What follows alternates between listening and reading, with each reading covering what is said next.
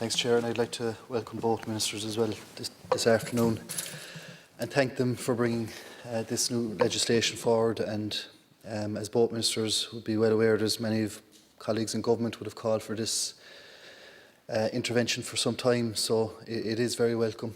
I'd like to just begin by speaking to the bill and what it does. It's going to empower the NCSE to actually take action. And heretofore, as mentioned by previous deputies, the spirit of the existing legislation surrounded a collaborative approach with schools. And that worked in many instances. And it's clear that it didn't work in many others. And that's patently clear. And I've pointed here before to areas in Cork, which I'm familiar with, where large towns with 30,000 people might have one ASD class, and small villages with a population of 300 or 400 might have 3 or 4 classes. And that imbalance, is clear for all to see. So it's good now that the legislation that's proposed will allow the NCSE to intervene and the Minister to ensure that there's local provision for local children, and appropriate provision for children insofar as you can, which is to be welcomed. The one thing I would say, though, with those extra powers, and to keep in the spirit of the legislation, the NCSE is undoubtedly going to require more resources, more staff and more finances to ensure that they can implement the change that we need. And we had John Carney, the head of the NCSE, before the Autism Committee last week, and I met John a number of weeks ago as well, and it's clear that he is new to the job, but he does relish the challenge ahead and he wants to make a difference. So I think we need to make sure that we resource the NCSE properly to implement the changes that we're all calling for here. I'd also just like to point out that, in his presentation to the Autism Committee, John did speak at length about that local provision that I spoke about earlier. And if we provide that for children in their own communities, I don't have a figure maybe, but maybe ministers could come back to us in relation to the potential saving on busing alone, and it's a big gripe of mine. And I have examples of children in my own county travelling from Mitchelstown to Bandon, for example, one child for an ASD class, another child and a family I've become familiar with travelling from Macroom to Kinsale, for example. So I do believe that if we implement the legislation, if the NCSE are empowered to implement it in the spirit with which it's drafted, I do believe that this will actually improve the lives and the quality of life and the quality of education for those children with special educational need. I suppose I'd just like to go on separate from the bill and speak about wider issues that are facing children with special educational needs. And I know that therapies have been mentioned here again. And there's not an easy fix to this problem, like might be presented by some here. There is no easy fix. We have a severe shortage, not just in this country, but right across the world, with qualified psychologists, people working as physios, speech-language therapists. There is a shortage. Some of it is down to the fact that we're just not qualifying enough people, but some is because certain people don't want to work for the HSE.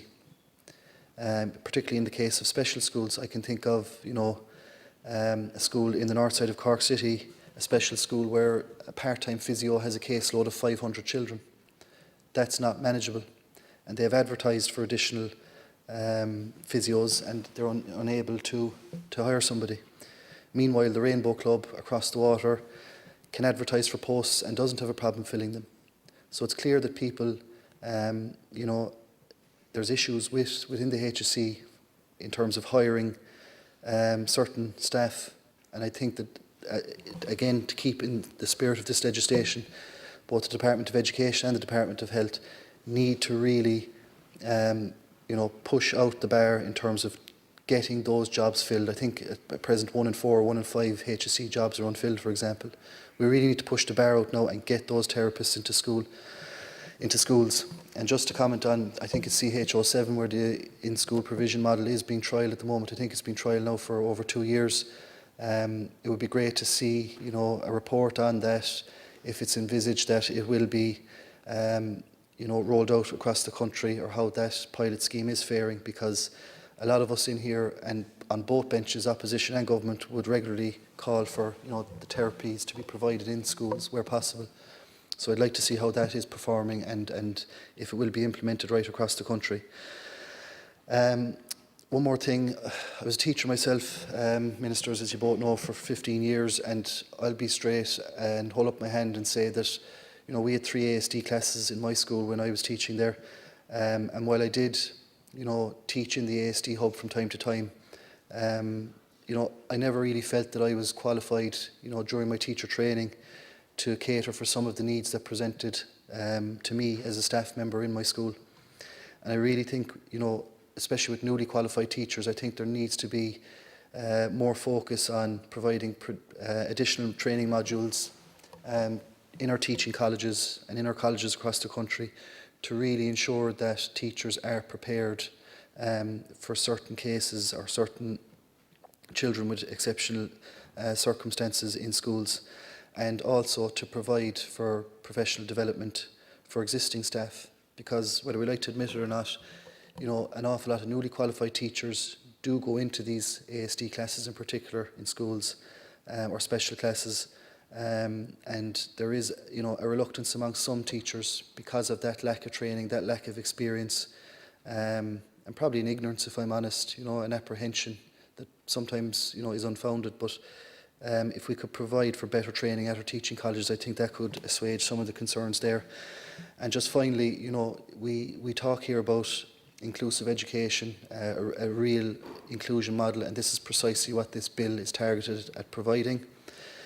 You know, and we need to, as I said, implement this bill, this legislation in the fullest spirit that is meant today, and to ensure that, you know, all children, irrespective of need and disability, get to experience that real inclusion that we talk about here over and over again. Thanks, Chair.